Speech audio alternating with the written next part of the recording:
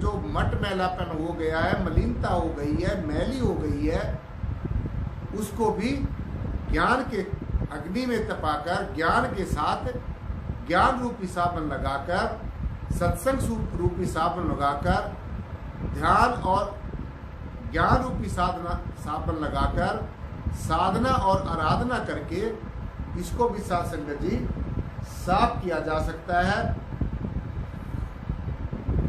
और आत्मा की मलिनता को दूर किया जा सकता है। जैसे जब बरसात होती है तो बरसात का पानी कितना साफ और सुथरा होता है, बिल्कुल साफ होता है। लेकिन जब वो पानी पहाड़ों के ऊपर गिरता है, बरसात का पानी जब पहाड़ों के ऊपर गिरता है, उसमें मिट्टी मिल जाती है और मैला हो जाता है। और जब पहाड़ों से वही पानी नदियों में आ जाता है तो वो और भी मैला हो जाता है। तो फिर उसको पानी कहने की बजाय गंदा पानी कहना शुरू कर देते हैं। तो ठीक इसी प्रकार से साध संगत जी, ठीक इसी प्रकार से जब तक इस आत्मा के आसपास से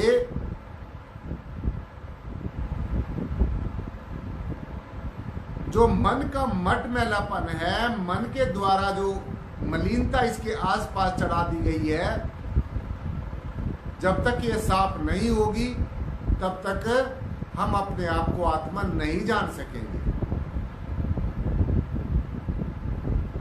तो जब वो पानी इतना मैला हो जाता है, लेकिन फिर समय के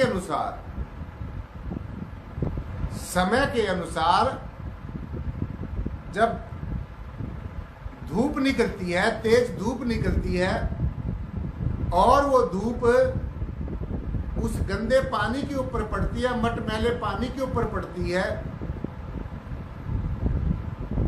तो उसमें से जो पानी होता है वो जलवाष्प बनकर, भाप बनकर फिर वहीं पर चला जाता है जहां से बादलों से वो पानी आया है। उसकी मलिनता दूर हो जाती है, मट मैलापन दूर हो जाता है। तो ठीक इसी प्रकार से आराधना और साधना करके साध संगत जी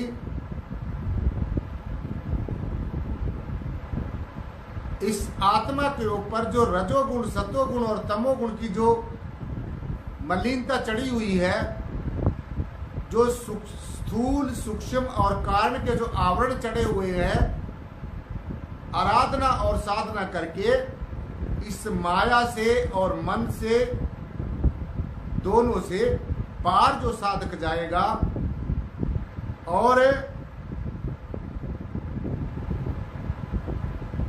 उसी का ही परमेश्वर से मिलने का जो सपना है वो साकार होगा।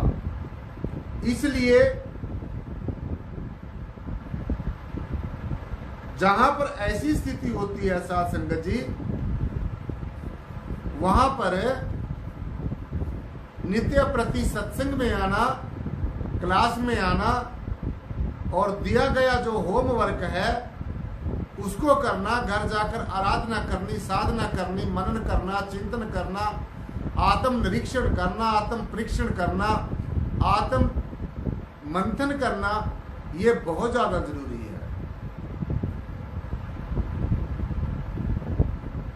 हमारी जो आत्मा है मन का साथ तब छोड़ती है और मन के जो आवरण है, मन के जो पर्दे हैं, मन की माया के जो पर्दे हैं वो उतरते चले जाते हैं और अपने आप को पहचानने का साधक जिज्ञासु काबिल हो जाता है। इसलिए कहा जाता है कि परमात्मा को पहचानने से पहले अपने आप को पहचानना अति जरूरी है। परमात्मा को पहचानने से पहले, परमात्मा को जानने से पहले अपने आप को पहचानना, अपने आप को जानना अति जरूरी है। और सीधा सीधा आप ऐसा समझो कि अपने आप को जानना और कुछ नहीं, आत्मा जानना, यही परमात्मा को जानना है। अपने आप को जानना, अपने आप को आत्मा जानना ही परमात्मा को जानना है। क्यों? क्योंकि आप भी परमेश्वर का अंश हो, आप भी परमेश्वर का अंश हो, आत्मा परमात्मा का अंश है। और जब आप अपने आप को आत्मा जानोगे तो ये समझ लो आपने परमात्मा को जान लिया। जो एक बूंद को समझ सकता है वो समुद्र को भी समझ सकता है, जो सूक्ष्म को समझ सकता है वो विराट को भी समझ सकता है। इसलिए जो आत्मा को जान लेता है, अपने आप को आत्मा को पहचान लेता है, वो परमात्मा को भी पहचानने में सक्षम हो जाता है, काबिल हो जाता है। सो इसलिए सासंग जी, ये सारा कुछ करने के लिए हमने अपने सदगुरु के ऊपर पूरी तरीके से निर्भर रहना है। क्योंकि जो सदगुरु के ऊपर पूरी तरीके से निर्भर हो जाता है, जो सदगुरु के हाथ में अपना हाथ देकर पूरा समर्पित और शरणागत हो जाता है, तो उसको फिर ज्यादा मेहनत करने की जरूरत नहीं होती। क्योंकि जिसके ऊपर सदगुरु मेहरबान होता है, समझो उसके ऊपर परमेश्वर भी मेहरबान होता है। जिस पे कृपा सदगुरु की होई, उस पे कृपा करे हर कोई। जिसके ऊपर सदगुरु की कृपा होती है, जिसके ऊपर सदगुरु का दया भरा हाथ होता है, उसके ऊपर ब्रह्म भी, विष्णु भी, भगवान शिव भी और भी अनेकों अखिल ब्रह्मांड के अंदर दिव्य शक्तियां जो हैं, जो विद्यमान हैं, वो भी ऐसे जिज्ञासु के ऊपर, ऐसे साधक के ऊपर निश्चित तौर से मेहरबान होती हैं। और सतगुरु की शरण में जाकर, सतगुरु की पावन चरण शरण में रहकर, उनके आदेश और उपदेश की बाखूबी पालना करते हुए अगर जिज्ञासु साधना करता है, आराधना करता है और अपने सदगुरु को रिझा लेता है, खुश कर लेता है। सदगुरु को खुश करना, सदगुरु को रिझाना ही परमेश्वर को रिझाना है। क्योंकि सदगुरु ही परमेश्वर का जीता जागता साक्षात प्रत्यक्ष में स्वरूप है। और आप ऐसा समझें कि परमेश्वर की इच्छा होती है तब वो सदगुरु का रूप धारण करके हम सबके सामने आता है और फिर इस रहस्य के ऊपर से पर्दा उठाता है, इस रहस्य को भली भांति हमें समझाता है। सदगुरु के रूप में बैठकर परमेश्वर अपना फिर जो भेद है वो खुद बतलाता है। तो इसलिए सदगुरु की कृपा से साथ संगत जी, जो प्रमाद है, जो विषाद है, वो भी प्रसाद में बदल जाता है।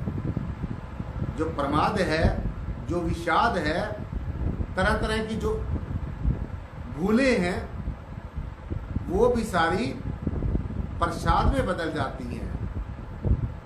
और सदगुरु की कृपा से ही जो सबसे बड़ी चीज है, जो मनुष्य जीवन की सबसे बड़ी उपलब्धि है, जो मनुष्य जीवन की सबसे बड़ी सौगात है, और वो है ज्ञान और विवेक। तो ये भी सदगुरु की कृपा से ही ज्ञान और विवेक की प्राप्ति होती है। क्योंकि जब तक हमें किसी चीज के बारे में ज्ञान नहीं है, तो तब तक हम उस चीज को कभी भी जीवन में हासिल नहीं कर सकते, अमुक वस्तु को प्राप्त नहीं कर सकते। इसलिए जो ज्ञान है, किसी भी वस्तु के बारे में, किसी भी चीज के बारे में, सबसे पहले ज्ञान का होना अति जरूरी है, बहुत जरूरी है। और फिर ज्ञान के साथ साथ में विवेक का होना बहुत ज्यादा जरूरी है। यानी कि ज्ञान भी अगर हो गया अगर विवेक ना हो तो फिर भी हम अमुक चीज को वो अच्छी है या अच्छी नहीं है, वो सच्ची है या झूठी है, ये भी हम साध संगत जी ये विवेक के माध्यम से, विवेक के द्वारा ही हम किसी चीज की अच्छाई को और बुराई को, किसी वस्तु के गुणों को और अवगुणों को हम विवेक के द्वारा ही पहचान सकते हैं, जान सकते हैं। तो इसलिए हमारे जीवन में ज्ञान और विवेक का होना बहुत ही जरूरी है, अति जरूरी है। और ये ज्ञान और विवेक की जो प्राप्ति है ये भी सद्गुरु की कृपा से होती है। समय का जो आत्मदर्शी सद्गुरु होता है, समय का जो तत्वदर्शी सद्गुरु होता है, उसकी कृपा से ज्ञान और विवेक की प्राप्ति होती है। और सद्गुरु की कृपा से ही मैं आपको बता रहा हूं कि सद्गुरु अगर हमारे ऊपर मेहरबान है, सद्गुरु का दया भरा अगर हाथ हमारे ऊपर है, सद्गुरु की कृपा अगर हमारे ऊपर है, अगर हम सद्गुरु के आदेश उपदेश की पालना करके, आराधना साधना करके, नित्य प्रति सत्संग में आकर निस्वार्थ भाव से सेवा करके अगर हम सद्गुरु की दया के पात्र बन जाते हैं, सद्गुरु की कृपा के पात्र बन जाते हैं, तो फिर ये चीजें जो मैं आपको बता रहा हूं वन बाय वन, ये ऑटोमेटिकली स्वतः ही मिलनी शुरू हो जाती है। तो सद्गुरु की कृपा से ही ज्ञान और विवेक की प्राप्ति होती है। सद्गुरु की कृपा से ही जो विश्वास है वो मजबूत होता है। सद्गुरु की कृपा से साध संगत जी जो विश्वास है, परमेश्वर के प्रति विश्वास है, परमात्मा के प्रति श्रद्धा है, सद्गुरु के प्रति श्रद्धा है, सद्गुरु के प्रति विश्वास है, वो भी सद्गुरु की कृपा से मजबूत होता है। और क्या होता है? सद्गुरु की कृपा से ही हमारे अंतर में परमेश्वर के प्रति, सद्गुरु के प्रति भक्ति भाव दृढ़ होता है, मजबूत होता है। और सद्गुरु की कृपा से और क्या क्या होता है? सद्गुरु की कृपा से साध संगत जी हमारे अंतर में विकारों के प्रति शून्यता आ जाती है, विचारों के प्रति शून्यता आ जाती है। यानी कि विकार शून्य और विचार शून्य जो अवस्था है वो भी सद्गुरु की कृपा से ही हमारे ऊपर आती है।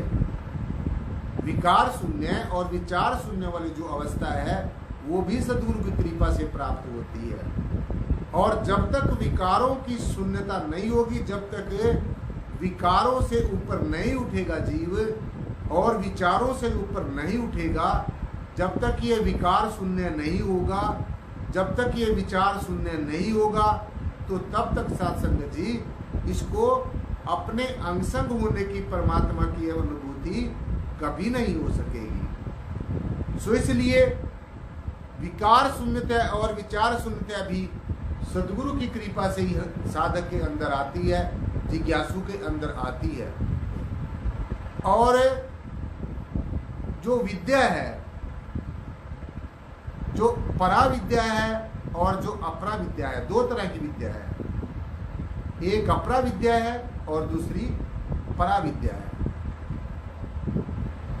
तो जो अपरा विद्या है, जब तक ज्ञान नहीं होता तो तब तक जो जीव है वो अपरा विद्या में फंसा रहता है, अज्ञानता में फंसा रहता है, नासमझी में फंसा रहता है, विषयों में, विकारों में और निरर्थक विचारों की उथल पुथल में फंसा रहता है, विचारों के मकड़ जाल में फंसा रहता है। जब वो अपरा विद्या में फंसा हुआ होता है। और जब सद्गुरु की कृपा होती है, जब सद्गुरु अपना दया भरा हाथ हमारे ऊपर रखता है साध संगत जी, तो फिर हमें परा विद्या की प्राप्ति हो जाती है, जो अपरा विद्या से परे है, जो सबसे ही पार है, और सबसे परे है। जितने भी संसार के अंदर विद्याएं हैं, जितनी भी संसार के अंदर सब्जेक्ट्स हैं, उनका ज्ञान है, जितने भी संसार के अंदर जो कलाएं हैं, विद्याएं हैं, उन सब से परे की जो विद्या है, जो सबसे पार जाने का जो तौर तरीका है, जो सबसे पार निकलने की योग युक्ति है, उसका नाम पराविद्या है। और आपके याद रखने के लिए बता दूं कि ये जो आपको ज्ञान दिया जाता है, आत्मा का ज्ञान दिया जाता है, यही पराविद्या है। और ये पराशक्ति भी है। जितनी भी इस अखिल ब्रह्मांड में दिव्य शक्तियां हैं, चाहे ब्रह्म है, चाहे विष्णु है, चाहे शिव है, चाहे अनेकों देवी देवताओं की शक्तियां हैं, रिद्धियां सिद्धियां हैं, अनेकों चमत्कारिक शक्तियां हैं, अनेकों करामात दिखाने वाली शक्तियां हैं, लेकिन उनसे कभी भी ये याद रख लेना, मोक्ष और मुक्ति की प्राप्ति नहीं हो सकती। सो इसलिए जितनी भी देवी देवताओं की शक्तियां हैं, दिव्य शक्तियां हैं, अखिल ब्रह्मांड में जो विद्यमान है, ब्रह्म विष्णु महेश की जो शक्तियां हैं, इन सब से परे पराशक्ति है। और वो पराशक्ति कौन सी है? इसी ब्रह्म ज्ञान की शक्ति है, इसी निर्गुण निराकार सर्वाधार विश्वाधार परमेश्वर के ज्ञान की शक्ति है। इसी को ही पराशक्ति कहा गया है, और इसको दूसरे शब्दों में पराविद्या भी कहा गया है। यानी कि संसार में जितने भी विद्याएं हैं, संसार में जितने भी कलाएं हैं, संसार में जितने भी सब्जेक्ट्स हैं, उन सब का जो नॉलेज है, जानकारी है, उन सब से परे पराविद्या है। और ये जो पराविद्या है, ये जो आत्मिक ज्ञान है, ब्रह्म ज्ञान है, इसको ही पराविद्या कहा जाता है। तो जब सद्गुरु मेहरबान होता है, कितनी चीजें हमारे अंदर सुदृढ़ हो जाती हैं। कौन कौन सी होती हैं? सद्गुरु की कृपा से जो विषाद है वो प्रसाद में बदल जाता है। सद्गुरु की कृपा से जब सद्गुरु मेहरबान होता है, आप ऐसा महसूस करते होंगे कि सद्गुरु की शरण में आने से पहले क्या जीवन था और सद्गुरु की शरण में आने के बाद में कितना बदलाव आया है। ये सब सद्गुरु की कृपा है। सो इसलिए सद्गुरु की कृपा से ज्ञान और विवेक प्राप्त होता है। सद्गुरु की कृपा से विश्वास दृढ़ होता है, मजबूत होता है। सद्गुरु की कृपा से भक्ति भाव में दृढ़ता आती है।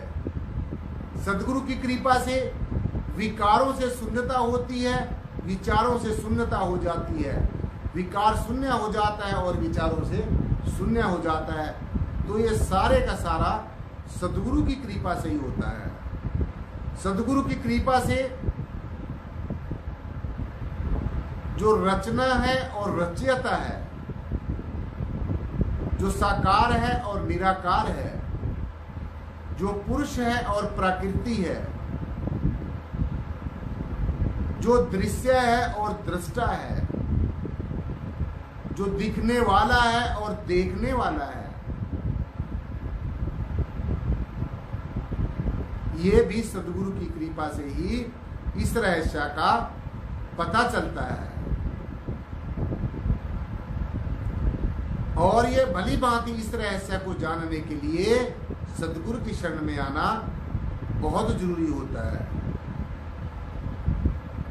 सो इसलिए साध संगत जी, सद्गुरु की कृपा से ही सब कुछ संभव होता है। सद्गुरु की कृपा से ही सब कुछ असंभव भी संभव हो जाता है। इसलिए सद्गुरु की कृपा का पात्र बनने के लिए हर रोज सत्संग में आना, जैसे आप हर रोज अपने कामों को जरूरी समझते हैं, शरीर को तरोताज़ा रखने के लिए खाना पीना समय पर खाते पीते हैं, सब काम समय पर करते हैं, तो सत्संग भी समय पर जरूर होना चाहिए, साधना भी समय पर जरूर होनी चाहिए, ध्यान साधना समय पर जरूर होनी चाहिए। तभी जाकर साध संगत जी हमारे जीवन का उद्धार होगा, तभी जाकर हमारे जीवन का सुधार होगा और हमारा जीवन मंगलमय हो जाएगा। आप सब मोक्ष और मुक्ति का अधिकारी हो जाएंगे, आप सब सद्गुरु की दया के पात्र बन जाएंगे और जो जीवन का है वो कल्याण हो जाएगा। तो इन्हीं शब्दों के साथ, इन्हीं वचनों के साथ, इन्हीं विचारों के साथ, इस उम्मीद के साथ कि जो भी आज आपने क्लास में पढ़ा है इसको साध संगत जी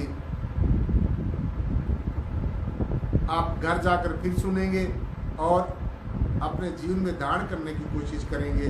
तो साध संगत जी बड़े प्यार और सत्कार के साथ कहना जी धन निराकार जी। और सदगुरु भगवान का एक नाम का एक जय घोष, जिनकी अपार कृपा से साध संगत जी हमें आज ये ज्ञान चर्चा सुनने और सुनाने का सौभाग्य प्राप्त हुआ है। सुभाव सदगुरु भगवान के पावन श्री चरणों में उनके नाम का एक जय घोष, एक जयकारा। जो बोले तिस बलिहार परम पूजनीय सदगुरु शहंशाह बूटा सिंह जी महाराज की जय हो। जो बोले तिस बलिहार सदगुरु शहंशाह मेहताब सिंह जी महाराज की जय हो। जो बोले तिस बलिहार सदगुरु शहंशाह लक्ष्मण सिंह जी महाराज की जय हो। जो बोले तिस बलिहार सतगुरुदेव प्रीतम नाथ जी महाराज की जय हो। जो बोले तिस बलिहार सर्व संत समाज की जय हो। साथ संगत जी बड़े प्यार और सत्कार के साथ कहना जी धन्यवाद।